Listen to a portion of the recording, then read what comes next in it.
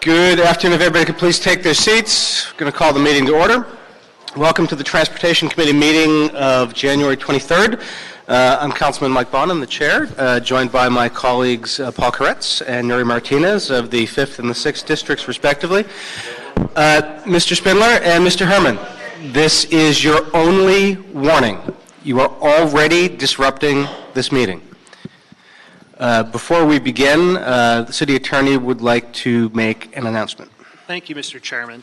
As the first meeting of this committee starts for 2019, I'd like to take a moment to remind everyone of some new council rules and committee rules that have come into effect.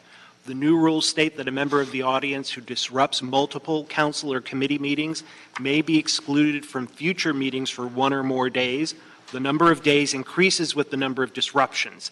The exact rules are available on the city's website, and a summary of the rules are on a large poster board in the back of the room. Excuse me, Mr. Spindler, out. This is the second time you have disrupted this meeting, and we've only been in session for about 90 seconds. You gonna let the faggot do that? Okay, Let the faggot do it, that's fine. So, Mr. Spindler, you've been ordered to leave the meeting quietly, and you're not doing it, and you've been ordered removed. And you're disrupting the meeting as you leave. I've already filed an injunction for it. And ironically, I was in the middle of reading the relevant rules to this. I'll continue now that he's gone. So the summary of the rules are on a poster board in the back of the room. I'd like to make it clear that the new rules do not address the content of speakers' remarks. Instead, they are designed to prevent actual repeated disruptions of council and committee meetings. And our hope is that the new rules will help the council and committee meetings run more efficiently to complete the city's business and to allow as many members of the public as possible to present their comments to their elected representatives in an orderly manner. Thank you, and I'm sorry that we were disrupted as we were trying to explain that. I'm sorry for the disruption. Thank you to the City Attorney's Office for that introduction. For anybody in the audience who's new to City Council or City Hall, your first time at a meeting, you are potentially during the course of public comment going to hear profanity or racially offensive or potentially homophobic language. I want to warn everybody of that. I actually have taken the precaution of, we actually have earplugs over on the side of the room. If anybody would like to do that, my obligation is to listen. You do not need to be exposed to anything that might offend you. So on that note, I am going to, there's a number of items potentially for consent, but there's some public comment cards on it. So I'm going to do people who have filled out cards for multiple public comment first. Mr. Herman? You have 2 minutes for the items on the agenda, and then we will give you 1 minute for general public comment. So in our conflict of interests on agenda items, why do we have on item number 8, cunt face Jose Huizar, who's been stealing money, involved with the Archdiocese, and that of the Department of Water and Power through our fucking mayor and his lover, Glenn Dake, asking to report taxing on recommendations for rules allowing us to do what? Install more electric vehicles? We don't need that kind of fucking shit here, niggas. NWA is telling you we don't need that motherfucking type of fucking driving in our streets to park on the sidewalk for electricity. Because you niggas still are working with the gas company and the oil company collecting a check. And you see motherfucker, dumb chongo looking motherfucker up there, I'm telling you that Jose Huizar's under an FBI investigation along with the mayor. And you want to fuck with me because this transportation of water and power issue of electric fucking vehicles, nigga, I know what's up. I don't fuck around with you, but you fuck with me. A working nigga coming here to support my Angelino colleagues, as Neri Martinez would point out, colleagues, because we're here to institute our rights. Not censorship what motherfuckers are talking about electric cars, but plugging into reality. Stop fucking corrupting the city and stop stealing our fucking money, motherfuckers. Do you not understand that, you fucking Jews? Don't you fucking get it? Apparently not, because I'm suffering. You have 1 minute for general public comment, Yeah, which I will remind you is limited to matters that are under the jurisdiction of the Transportation Committee.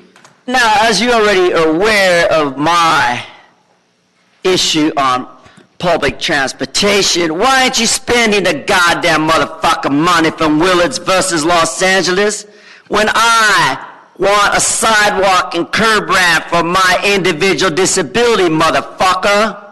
Just because I'm a white nigger who used public transportation, you don't believe I know how to get on a train? You don't believe I know how to use a fucking bus or the dash, motherfuckers? I'll do everything abided by the motherfucking law, and fuck your Rule 77, Mr. City Attorney, and your fucking Rule 7.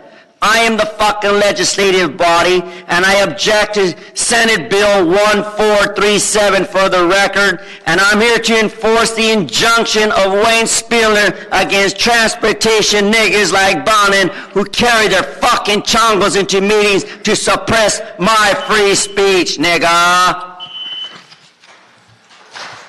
Okay. Is there anyone here, there's somebody who's filled out 3 public comment cards, Mr. D, or is that an alias for someone we've already heard from or seen excused from the room? As I suspected. Okay, we have one more general public comment, and it's Aaron Lee.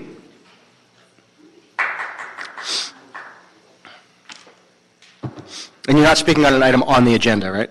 No, I'm not. Okay, that's fine. Hello, council members, LA Transportation Committee members, Bonin, Martinez, and Coates. I sent your offices letters regarding my transportation issue and received a prompt call from Eric Bruins in Councilmember Bonin's office. Currently on city streets, the curbsides in front of electric charging stations are not zoned for charging cars only, so gas cars usually obstruct access to these charging spots. As you may know, charging is only convenient for homeowners or townhouse owners. Let's not make this a class issue. If you live in an apartment, charging should still be accessible. Eric Bruins put in a Department of Transportation request for the 2 charging stations not zoned near me. I will continue to look for updates regarding the zoning or painting the curbside green.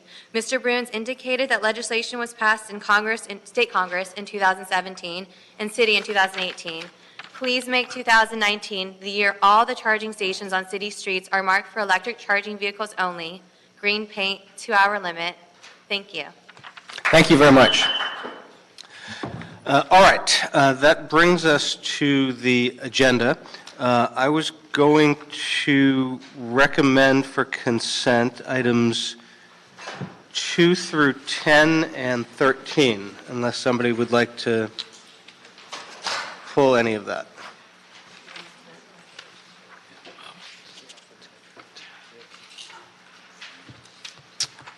And I believe we have a clarification from staff on item 13.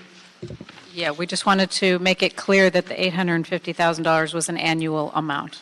It was up to that per year. Thank you. All right, so we will deem those items approved, and that leaves the balance of the agenda being items 1, 11, and 12. My understanding is that the presentation General Manager had scheduled is going to be on a later date.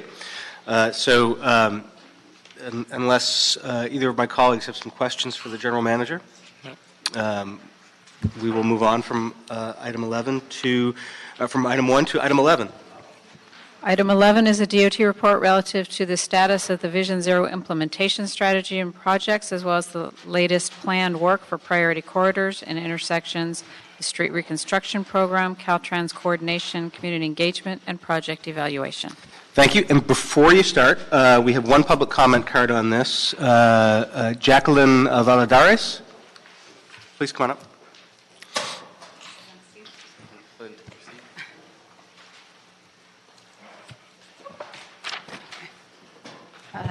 Can I start? Please, go Yeah. ahead. My name is Jacqueline Valladares, and I'm a policy advocate for investing in place. We're optimistic that the City of Los Angeles will continue to use equity measures and data to guide future public investments that improve the community. I would like to thank Los Angeles Walks, LACBC, and the LA Vision Zero Alliance for their tirelessly advocacy work for Vision Zero. We support LADOT's hiring of community engagement positions outlined in the implementation strategy. Community engagement is a critical part of Vision Zero process to ensure that local residents actively support change for safer streets. Designing streets for people's safety is a social responsibility, and we'd like to thank you for advocating for safer streets in our communities. Thank you very much.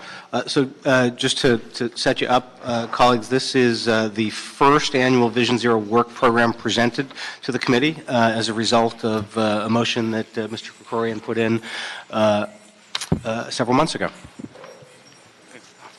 Thank you, Commissioner.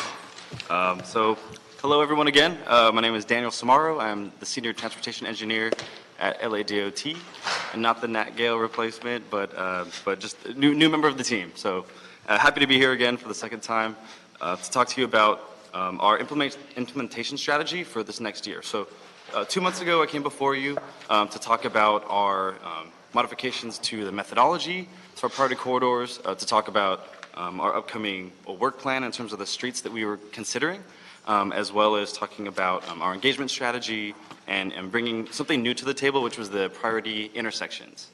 So today, this is a sort of a mirror image of the work plan that we conveyed to you 2 months ago. However, we wanted to tie some things directly to our budget asks and sort of explain our approach for the year, as well as directly address the comments from Councilmember Martinez about addressing equity in our approach. Just to get started, the background is we're directed to every year give you, our work plan, and so per your direction, we wanted to prioritize this work. Again, it is data-driven work for these projects, and we wanted to emphasize the 9 priority corridors out of the 20 that are on the top quintile of the Health and Equity Index for Los Angeles.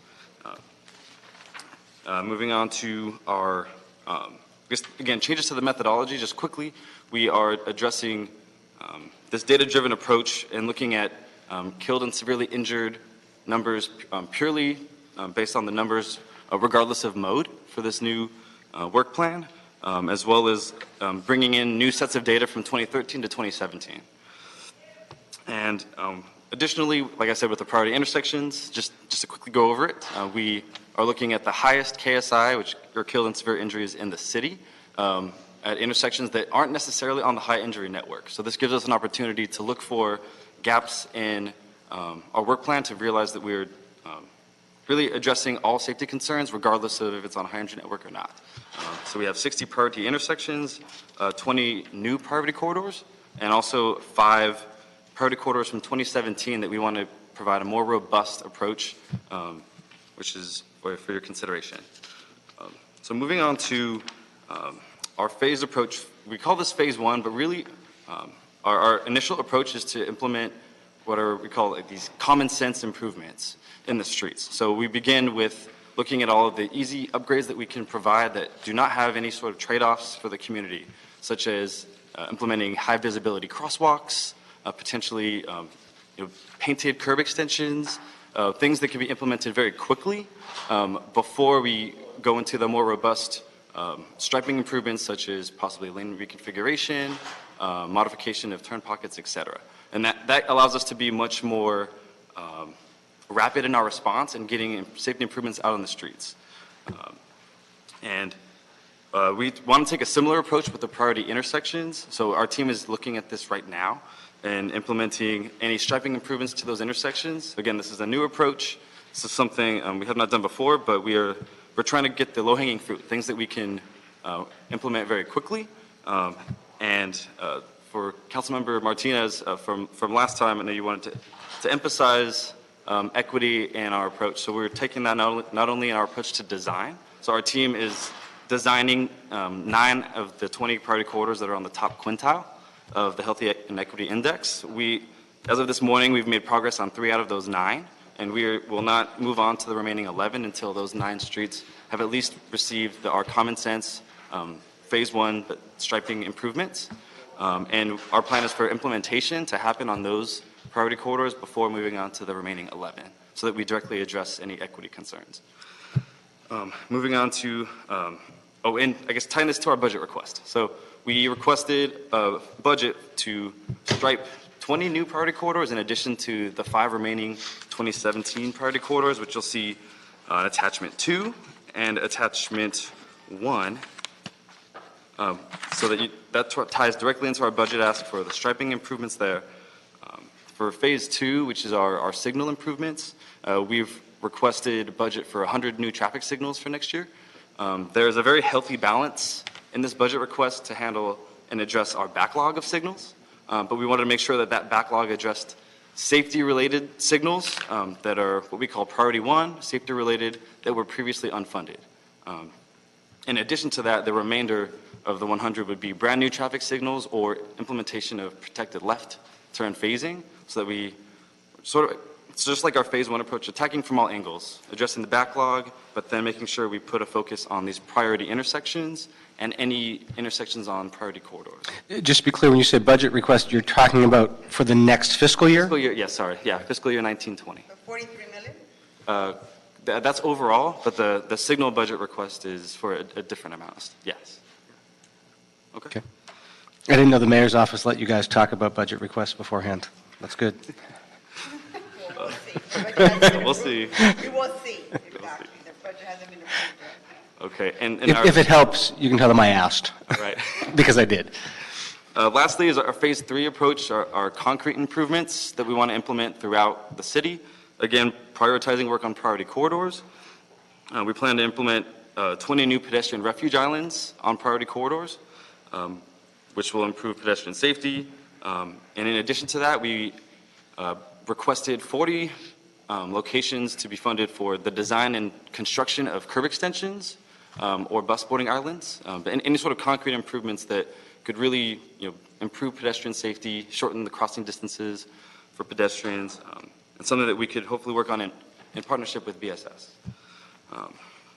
What ties this all together is our engagement strategy, and we want to take a very robust approach. Now, with what we've learned, right? We've learned a lot over the past couple of years, and we know that integrating the community throughout the process is really important.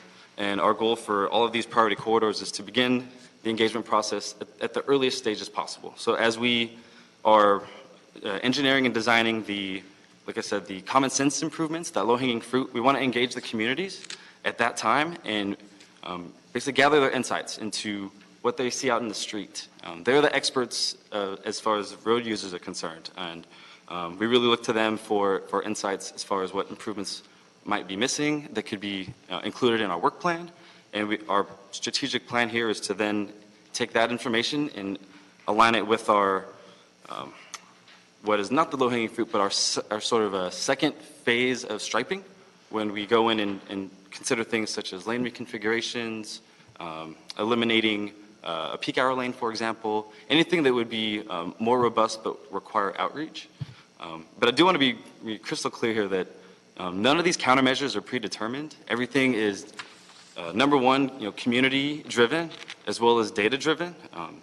In our approach, that we don't have anything already outlined. We really want to speak with the communities, with the road users, to see what is acceptable for each street. Each one, we understand, reacts differently based on these changes. So we have a very clear, robust outreach plan for engagement that continues not only through design, but into construction and beyond, as we can hopefully educate folks on how to use these new treatments as they become available. And next, our street reconstruction program. I would say it's been a very big success so far. This past year, we had 6 reconstruction corridors. For the next fiscal year, we plan to continue work on 3 of them. And 3 of these streets will be in construction very soon. Temple Street will be in construction, is actually currently in construction, in addition to Roscoe and Venice. And so we want to continue that work with more robust outreach and our signal improvements that are going into the ground this year. Moving on to, so Caltrans coordination. There's some questions that came up recently about the list of corridors and street intersections that fall on our priority list but are under Caltrans jurisdiction. And we identified, I believe, we have 3 priority corridors and 8 priority intersections where we have that situation. And our management has made contact with them at the top management level, and we have a shared interest to get work done. I know there's a lot of work that's expected to be done in CD 11, specifically Lincoln. We have Santa Monica Boulevard, but we have a shared interest here, and we're determined to make sure that we can have an impact on those corridors, that we don't overlook anything just because it's a Caltrans corridor. We really need to take ownership of it. It does land within our council districts and within our city.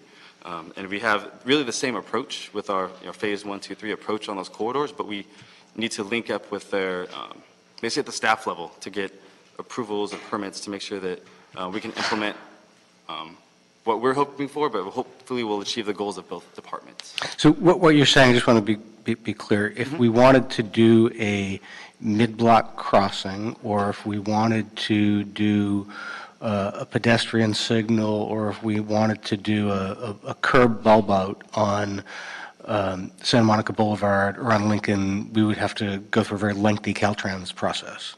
The hope is that it is not a lengthy process because we share a common interest, right? The city. We need Caltrans concurrence. Yes. The length of that process, we hope, will be shorter than it historically has been. Yes, but what we have identified at the management level is they have safety improvement goals as well. They track data in a different way, but we have the shared common interest of getting our injury numbers and fatalities to 0. And that's where we know we can have some progress and success. Great. Okay. I have not touched on.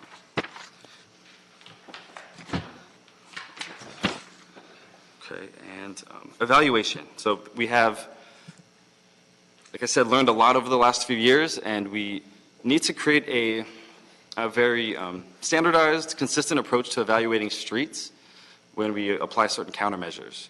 And through our budget request, we hope to gather a data analyst as well as a geographic information specialist, someone that can help us track this information and help us to really be able to analyze and process big data, since we have a lot of information that's coming in that we can collect before, during, and after construction of these safety improvements. And so we have a budget ask for those 2 positions to just help standardize what we're doing and really implement it and kick it off for its first year and help it grow. And as far as I am concerned... So that standardization of data, that would, some aspect of it will also be in consultation with Caltrans? Yes, that's correct. Because they collect the data differently, and great. That's correct. In terms of tying things to our budget requests, I think the only thing I might have missed is for the street reconstruction program, we did request a separate design team that can help support that program. That program is very demanding, but I believe that the fruits of the labor from that program are very impactful. It allows us to deliver concrete, hard improvements in the street, something that the LADOT hasn't been able to deliver on its own before. And I think that having the support of a dedicated design team to support reconstruction, while we have our new design team supporting the signal and geometric design for all of our priority corridors, would be very helpful and would help us really meet the goals of delivering all of our phase 1 improvements this fiscal year is our goal, as well as delivering all the signals. Right. Thank you for the presentation. Thank you for the report and the presentation. The report was great, and the presentation was as well. At least for the moment, you're preaching to the choir, with the 2 of us in the room. I think, yeah. I think both Ms. Martinez and I are vigorously committed to Vision Zero, particularly when it's applied in an equitable manner around the city and addresses historically underserved communities and those who are most vulnerable. So I think you've done a lot of work on that, and I think that's great. I appreciate the sort of the tee up and the pitch for the funding requests. I'll be pushing it and bird dogging it on the Budget and Finance Committee to be sure. And I think that a lot of the work you put into this, which was a plan requested by Mr. Krikorian, is helpful to make the argument for that.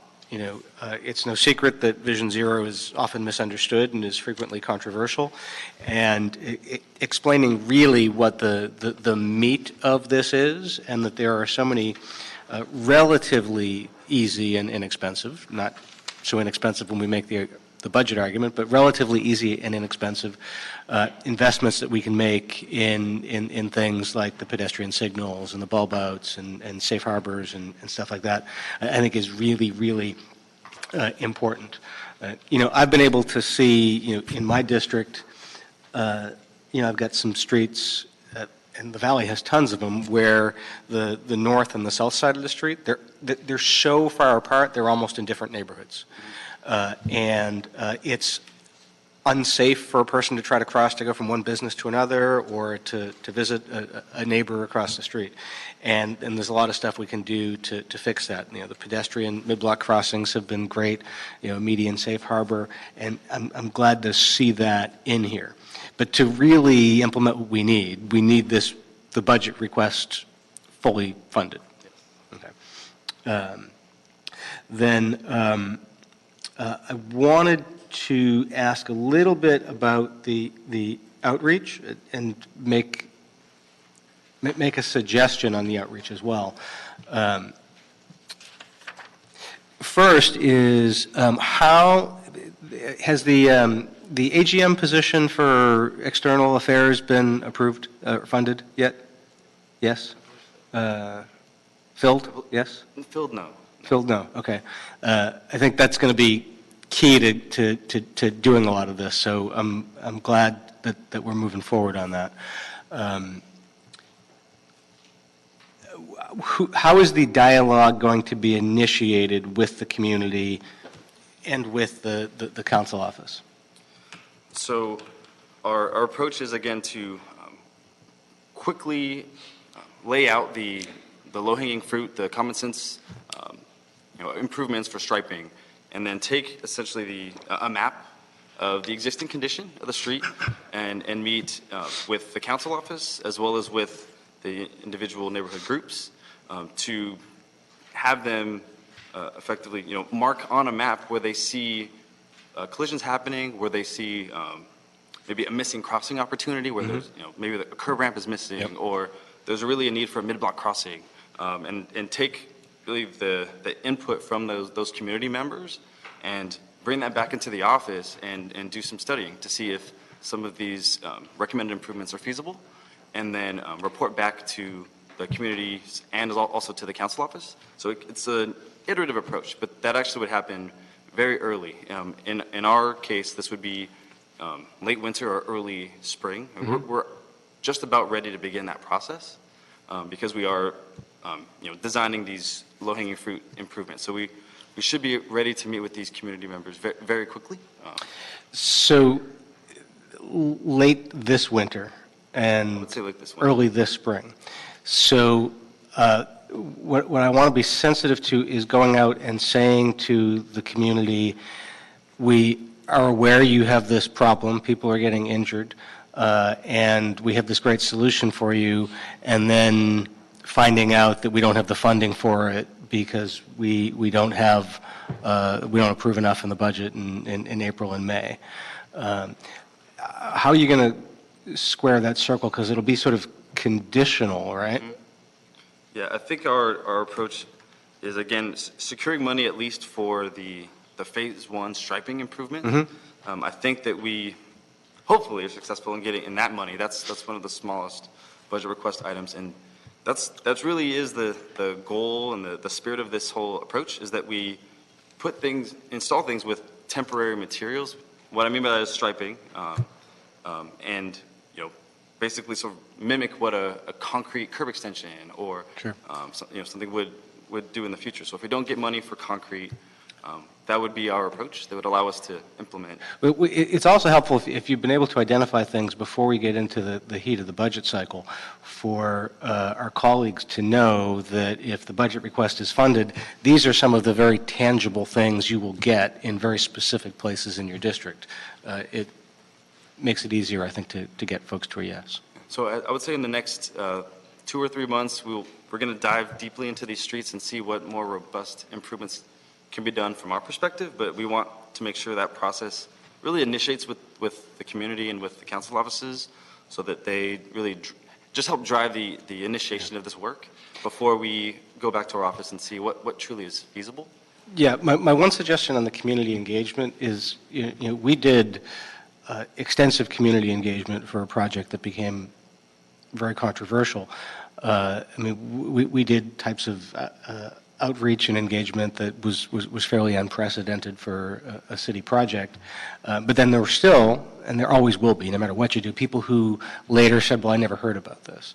So the thing I would suggest is after something has been determined and everybody has agreed on it, to continue communicating in that gap space between approving something and it actually being implemented, because often in the city that can take longer than any of us would like, so that people aren't later surprised because they haven't heard about it for the prior 6 months or something like that.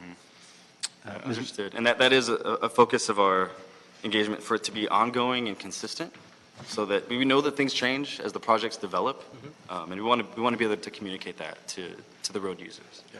Ms. Martinez? Yeah, the only thing I would add about the community engagement is I certainly respect all of you in your profession, but to me, community engagement is allowing people who live there that have to deal with the impacts of a dangerous intersection to come out and feel comfortable standing up to their neighbors and saying, this needs to change because we're dying. So I respect all of you, Salida, you know this, and I respect your department, but this needs to be community-led. And I think that in a lot of our communities, when we lead with the department, sometimes we get lost in our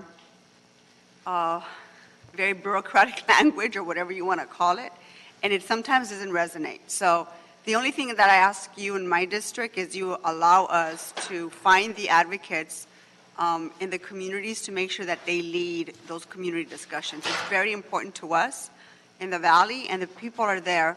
We just need to empower them to come out and be voices for their community. So please, let's lead with respect as well. The other thing I want to add is, I don't want to add, it's actually a question. So in your proposed budget of $43 million that's listed in the report, how does this compare to previous year's allocations? Put me on the spot. I believe I don't the previous. mean to always it's put okay. you on the spot. It's you know, okay. I know that it's substantially larger. It is at least $10 million of an increase over previous years. The validation for this request is that we are really showing our ability to deliver signals, and that is probably the highest ticket item in the budget request is our signal improvements. But for example, by summer of this year, we'll have contracts currently constructing a total of 88 traffic signals. All these contracts will be in place and building at the same time, and that's I think a testament to our leadership and to our design staff for being able to design signals and get these packages out quickly because of the urgent Vision Zero needs and goals. And so will every corridor get the same improvements? Or how is the department tailoring that for each area? So our goal, like you said, is for it to be a community-led process, but also a data-driven process. So a lot of the signal improvements will be informed based on our crash data that we analyze, and then each street will be different. Some streets are just not good candidates for things such as lane reconfigurations that we know already, and so we will proceed accordingly. No street is truly the same. Hopefully that answers your question. Yeah, but they're all different. The other thing I was wondering about, so I was reading the report under Phase 1, Phase 2, and Phase 3. For example, in Phase 2, where you outline the different flashing beacons and the rectangular rapid flashing beacons and all the other improvements, does that mean that it's per corridor? No, that's citywide. Okay. The same goes with phase number 3 as well, right? Implementing those 20 new pedestrian refuge islands. That's not per corridor, that's citywide. It's citywide. Quick question I wanted to ask about before I defer to Mr. Koretz is sometime within the past year, we did a very quick pilot in my district outside of Citizens of the World Charter School of the solar-powered lights in the crosswalk. It was a student project that they had requested a pedestrian safety improvement. They were thrilled when we put it in. It apparently wasn't particularly costly because we didn't have to put in an electrical infrastructure. Worked very successfully. I'd like to see that used more. Where is that in our toolkit? Okay. That would fall within the phase 1 improvements, something that could be rapidly implemented that would not cause any trade-offs for folks of the community to consider, and it increases visibility. I think that checks off all the boxes for what we would like to see in a phase 1 rapid implementation improvement. I understand that there's maybe some issues with installation, and of course you'll have maintenance, ongoing maintenance, but I agree that the lack of needed infrastructure there helps those be a good tool to use, and something that we'll consider. And is that currently something that DOT and the district offices are recommending, or is it something that a council office has to be asking for?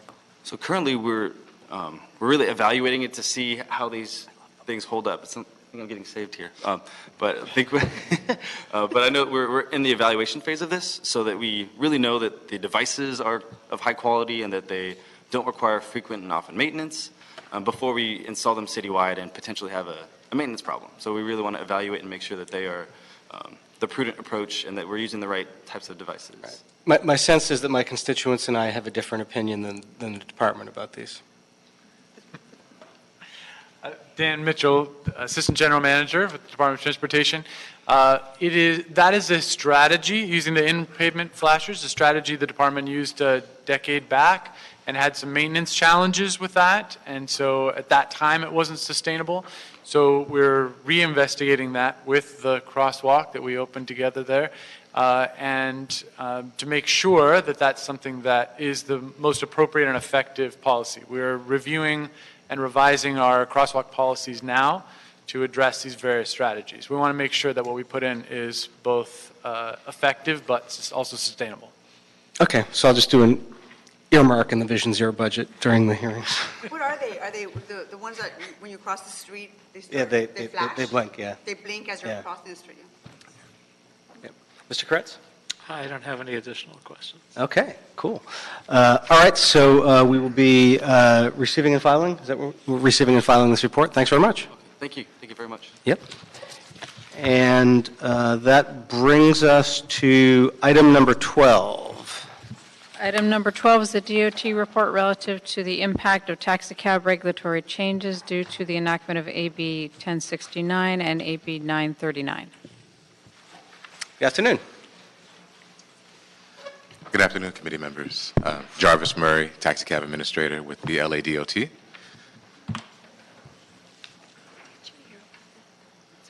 Go ahead. Okay.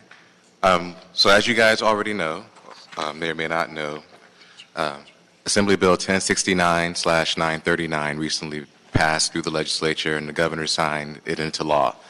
So as of January 1st of this year, taxicabs are able to pick up in any jurisdiction, any prearranged trip, as long as they have a permit from a licensed jurisdiction. As long as they have a license from a particular jurisdiction, they can pick up any prearranged trip. And this was the purpose of the law, because prior to that, say even last year, many of our companies had permits in various jurisdictions. Taxicabs are regulated locally in each city. And as we know, LA County itself has 88 different jurisdictions, different cities. And while there are not 88 different taxicab permits, many companies had up to at least 5. For example, you'd have a permit in West Hollywood, Santa Monica, Beverly Hills, Burbank, and LA. And so this is what changed with the legislation. But as part of the legislation, what we've been working on with some of the other cities in the region is regional regulation model. There are two things that are happening as far as LADOT is concerned. The first being that we have a study being done. So we have a consultant looking at how we should regulate taxi cabs in general, whether we want to maintain a franchise model or not. And as part of that, we're looking at regional regulation in terms of how to manage regional regulation properly. But the second part of that is getting the cooperation from other cities. Some cities under the new law lose the right to regulate taxi cabs. Other cities are making a determination at this time whether they want to continue the regulation of taxi cabs. And so for that reason, there's been an informal agreement with many of these other cities to work with the City of Los Angeles, because we do have an interest in maintaining taxi cab regulation, as much of their business is still here in the City of Los Angeles, to become the permitting body for some of the other cities throughout the region, and potentially become the permitting body throughout most of the county. So we are still working with the other cities on this project. We're working with our city attorney as well as their city attorneys in terms of hammering out what the details of that might be. And we're also looking at that in conjunction with what our consultant recommends for us regarding how to manage regional regulation of taxi cabs. Okay. So essentially, this is just sort of an FYI to the council. There's a lot more work to be done, obviously. That's correct, yes. Any questions, Mr. Koretz? I think I have all questions.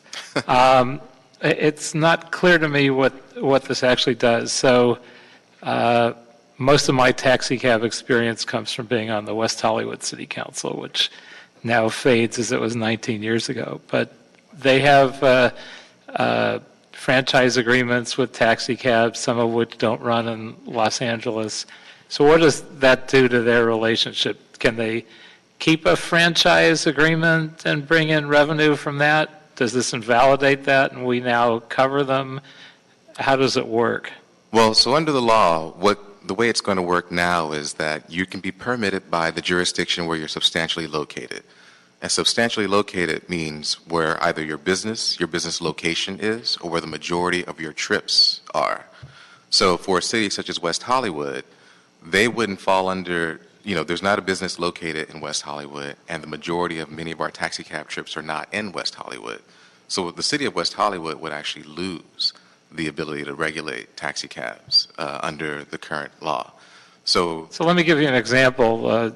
I remember Beverly Hills Cab. I don't know if it's still true, but I think they only had permits in Beverly Hills and West Hollywood. So their business is only outside of Los Angeles and Beverly Hills and West Hollywood. What happens to their franchise? Well, so what we're looking at doing, and this is part of what we're talking with the other cities about, is allowing those outside franchises to begin being permitted by the City of Los Angeles to work throughout the county. Because again, West Hollywood and Beverly Hills will no longer be permitting those entities. And they have been at all the meetings, both Beverly Hills and West Hollywood. That's correct. And from my point of view, as I'm sure members of the committee know, I think we have inappropriately advantaged Uber and Lyft and their fellows. And so I would hope that we do things to make that more equitable. We don't charge a franchise fee to what essentially are kind of banded cab companies. We only charge it to the legitimate cab companies. Are we going to look at changing that? Are we going to increase our income by having franchises that cover more area? What policy-wise is the impact on the industry? Well, in terms of having the additional vehicles, for the industry that's currently in LA, there's not a lot of change that occurs for them. It's really for the units that operate outside the City of Los Angeles. So in terms of whether the fees will increase or whatnot, we will work to ensure that there's cost recovery, because we work under a cost recovery basis. So as we have additional vehicles and potentially drivers come in, they will be paying what our LA fees are, and those fees should be set to offset any additional costs that it would be in order to permit the additional vehicles and the additional drivers. We're in charge of policy, though, presumably also. Yes. When do we review that to look at whether there are things we need to do to make the this industry more equitable? Because so far we've done everything we could to try and destroy the taxi cab industry, which is almost gone. Well, are we taking a look at that anytime soon? Absolutely. And as I mentioned earlier, we have a consultant study that we've been working on that we expect to finish within this quarter. So it was the first quarter of 2019. We expected to complete that study and to bring all those recommendations in front of council as to how to manage the taxi cab rules and regulations going forward in 2020 and beyond. Have we done that with an eye towards equity between the cab industry and the bandit cab industry? Yes, that's part of the scope of work. So, and we're working with Sam Schwartz Engineering, who's working on that project with us, with the sub-consultants being Windows Marks, which is a law firm that will be helping us with regulation, CityFi, which will be handling a lot of our outreach, and some researchers from UC Berkeley, Adam Cohen and Susan Shaheen, who will be helping us to figure out some of the equity aspects and the things related to TNCs versus taxi cabs. And what was the purpose of the state legislation? I mean, I know what it did, but what were they trying to do? Well, were they trying to create more equity? Were they trying to make it less work for the companies? Were they trying to make it more coherent? Well, I think it's a little bit of both. I mean, to be frank, it came from the industry directly, but I think what they were trying to do is reduce some of the balkanization that occurs in taxi cab regulation, which we understood. Because again, as I mentioned earlier, you would have to have a permit in West Hollywood and Beverly Hills and Los Angeles, and you're driving through all of those cities, whereas a TNC can pick up anywhere. And so essentially what this new legislation does, and the import as of right now, is that any dispatch call or any app call for a taxi cab, they can pick up anywhere throughout the county as long as they have a license somewhere. So if they're licensed here in LA and someone calls them from Pasadena, or they get an app call and they go to Pasadena, that is now completely legal under the new state law, whereas prior, as of like last month, that would have been illegal for them to do. So it does create a little more equity, and It does. that seems to be the goal in that. Yes. Okay. Thank you. Any questions, Ms. Martinez? Okay, so we'll receive and file this. Thank you very much. Thank you. Thank you all. Okay, seeing nothing else on the agenda, we are done and we are adjourned. Thank you.